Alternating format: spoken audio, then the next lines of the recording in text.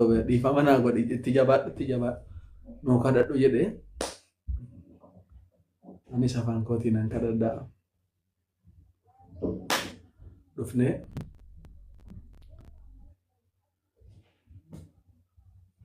motorri hojjete karaa bannee wanti nu mudatin hin jiru yeroo lafti bari'u edaa daariirra naannaa jiru kanaa jennee karaa bannee duumessa jira lafti nutti dhifee yennaan dhufnee buunee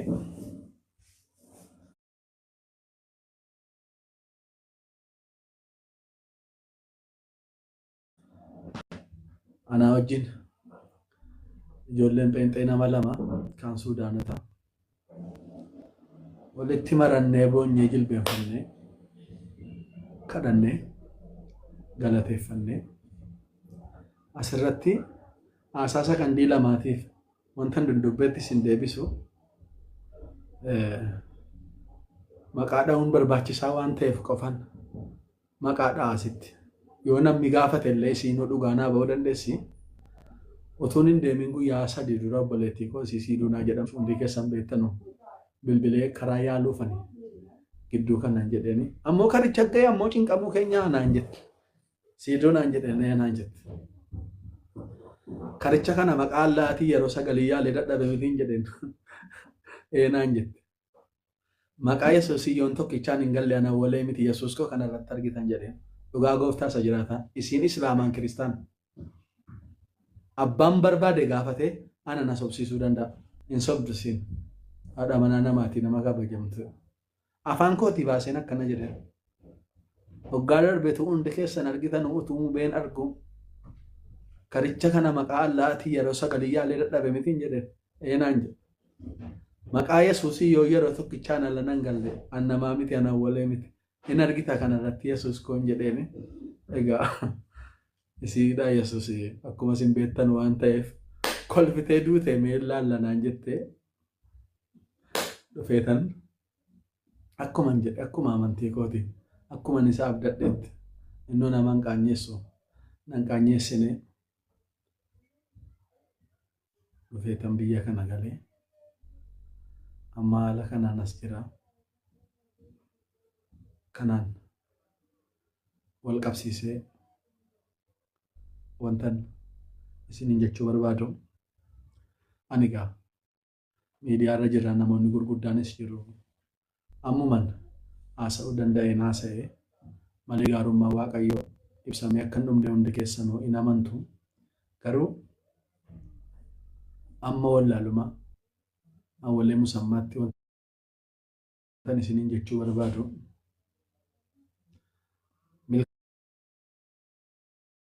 milkaa'inni Yesuusiin malee akka hin jirre an ofii kooti argeera nagaan boqonnaan sammuu iccitiin jireenya biyya lafaa Yesuusiin ta'uusaa an ofirratti argeera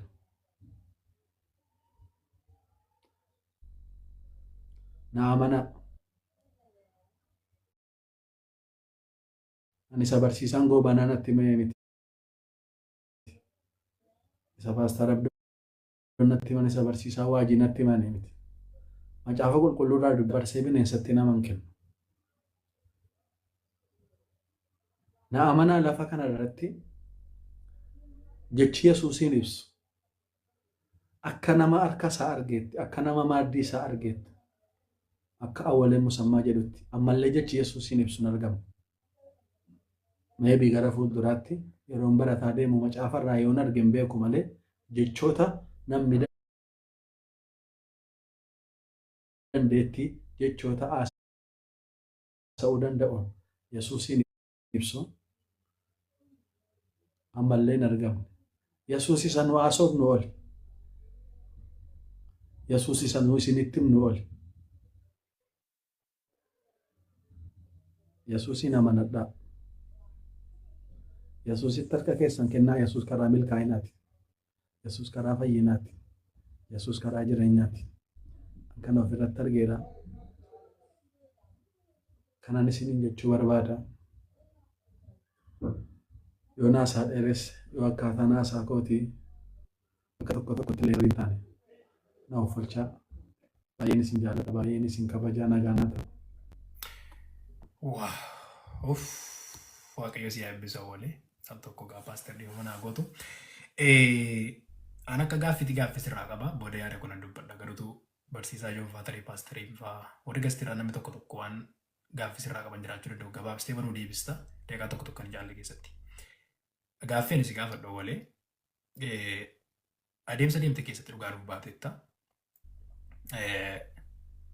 Ari'atamni sirra tureera. Jireenya kee kaleessaatti deebitee gaafa laaltu har'a kee immoo gaafa laaltu wanta ati kaleessa kee laaltee har'aa barachuu kee dubbattu maaliif dheeroon siin jedhu kaleessa dabarsiterraa har'a maal argitee jirta borii kee foo dhalootaaf maal laamta gabaabumatti kana dubbadhu.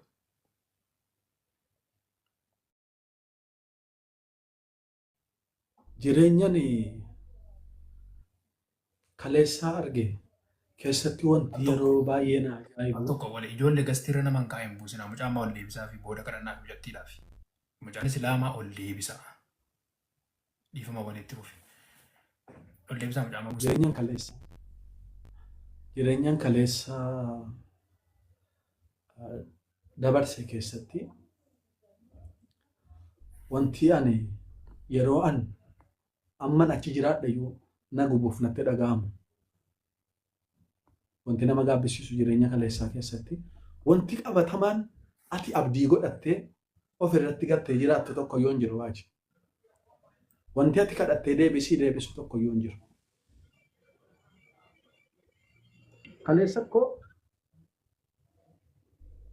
yeroon karaa kana yaalu fakkeenyaaf kaleessarra jiraadhee yeroo sagal maqaan laatiin karaa nama tokkichaan galee kana yeroo yaalu kadhachuu dhiisee miti guyyaanan soomaa yaadee jira.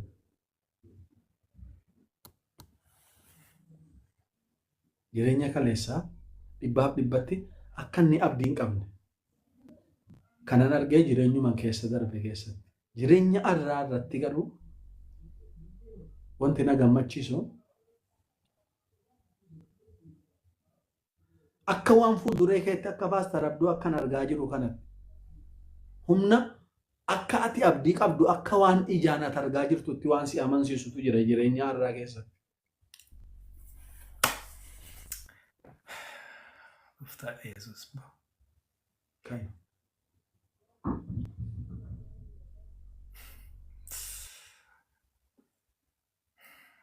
Waaqayyo si eebbisu kanaaf naa deebiira. Barsiisaa Joon gaaffii qabdu walirraa adeemsaa keessatti gaaffii qabdu paaster Abduu gaaffii qabdu daqiiqaa 5 hin kennee jira warra gasiriirtanaaf walirraa nama gaaffii qabdu daqiiqaa 5 hin kennee jira jechuun daqiiqaa tokko akkasii deebisutti yeroo nu qusachuudhaaf namoonni gaaffii qabdan warra gasiraa keessaa paaster dubbadhaa nan beekaa akka keessanii fuula qulqulluun isin dubbachiisaa jiru isinitti dhaga'amaa jiru miira keessan tokko akka jiru gargaarsi waaqayyo nan hubadha paasteroo gaaffii qabaattan gaafadha nama biraa dabarsuu dandeenya paaster yoo rakkoon qabaa waynis gaaffii qabaatte itti fuufaa waaqayyo sinaa hawwii bakka osoo barreessaa turte gaaffii gaafachuu barbaadde gaafadhu gabaabsi akkoon goosiifaa deebisu ergasii namni biraan itti fuftu warra gastirraa keessa itti fufee hawwii. Waajii waaqayyo bara keessan eebbisu eebbifamaa hunda keessaniif nagaan haa ta'u. Gaaffiin gaafadheef ani waajii dhoksaatti gaafadhee deebii argadheera. Tokko isuma obboleessa koo walii wajjiniin gaafataan ture gooftaa abbaa isaatti isa kennaan ture kadhataa ture kadhata koona dhaga'ee isas wajjin ta'ee asiin isa gahee waaqa guddaa mootii waaqaaf lafaa maqaa isaa yaamanii isa hin qaanofne itti amananii kan hin saalfanne. Itti of kennanii kan nama hin dhiisne, kan nama hin dagan, kan nama hin nuffineef galanni haa ta'u. Maqaan waaqayyo abbaa kan ilmaa kan hafuura qulqulluu dachaa bara baraan kan eebbifame haa ta'u. Galata waaqayyoof dhiyeessaa itti aansuudhaan hojii amma kana irratti namoonni hin deemin waan hin jechuu barbaade waaqayyo nama nuu kenneera. Waan baay'ee dhagaa baay'een dubbadhu. Isa jalqabaa awwaleen akkuma gooftaa fudhateen yaa'u waan baay'ee girri ture beektu hundi keessanii anis isa dubbisee gaafan itti siqu waan baay'ee hubataan dhufe naman isa inni amma paartii waaqayyo isa miliskee sa'aatii 7tti gaafa isaan hoteela dhaqan sa'aatii inni baasii yaabbatu sa'aatii 6tti immoo hoteela deeman kana fala sana diingata akka ba'uuf kan godhe maallaqa dhabnee turre isa guyyaa 2 waan nyaadhu dhabeedhe kanas dhaba maallaqaati baay'isawee naman itti antinii jedhu dhabee kan yeroo sanatti na qaqqabee na hubatee waaqayyo umurii kee dachaa naa dheeressu addabaabayitti rabbirraa waaqayyo lafati jirtutti manati keessa jirtutti fuula waaqayyotti fuula dhaloota kanaatti guddaa si galateeffadha. Naa qaqqabi bakka namoota baay'ee dubbadheera namoonni baay'een nan amanne yaane maallaan jedhanii atu wajjin boolla buutaa minaaminaan jedhan waan baay'ee ture gaa beektu namoonni hedduun keessan na rabbo gooftaan koo umurii kee haa dheeressu. Lafti ati jirtu manni ati jirtu kan eebbaa haa ta'u miliqqee sanaaf karaa kan nu ta'e isa jalqabaa kiristoosidha. Waaqayyo immoo itoo isa nuu kennuu baate waan si dinqu waajii beektu sin warri antanii jettanii maallaqni rabbirraan ergisu nu qaqqabuuf gatii baay'ee nu kafalchiisi. Yaa lola guddaa ture waaqayyo si haa kabaju. Guddaa galatoomi yeroo namni rakkate ofii koo qaqqabuu dadhabe rabboo naa qaqqabisiin jedhe fiigdee na qaqqabdaa waaqayyo rakkina keetti lafati jirtutti bichaa si haa qaqqabu waan sin jedhu hin qabu. Ulfaadhu itti aansuudhaan mubaarak Suleemaa waaqayyo bara kee eebbisu hoteela keessaa gadi bahi jedheeni namichi itti gaafa tokko natti bilbilee walee bilbila keessan jira ayyaana dhagaan ture mubee jedhee mubeetti bilbilee jennaan oggichuma naa qaqqabe gooftaan bara kee jireenya kee kan eebbaa godhu guddaa galatoo itti aansuudhaan jiruu kee godhattee hojii kee dhiistee makiinaa kee dhaabdee bilbiltee na wajjiniin aarsaa kafalaa kan turte obboleessa koo asee waan siin jedhuun qabu waaqayyo bara kee eebbisu. Ulfaadhu waaqayyo si haa kabaju. Akkuma kana lammi waaqayyo si haa kabaju. Obsaa waajii gammee guyyaa tokko daqiiqa 7 qabee na fakkaata guruuppii irra dhufee isin lolee ture yaadattu natti fakkaata. Waan godhu dhabeetiin lubbuun nu barbaannu isa kana jedhee jechuudha. Waajiin jirta. Gooftaan isin haa eebbisu. Waanan isiniin jedhu hin qabu addabaabayitti wanni isin galateeffadhu waaqayyoon fuulduratti umuriin keessan dachaa 100 nuufaa jiraatu waaqayyo isin haa kabaju. Akkuma kana Paaster Seenaa gooftaan lafa jirtanitti jiruu keessan kan eebbaa godhu.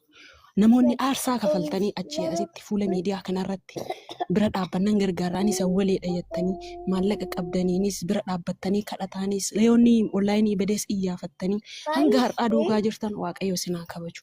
Eebbifama keessumaa aarsaa guddaa warroonni kafaltan waaqayyo gooftaan gatii keessan isiniif haa kafalu.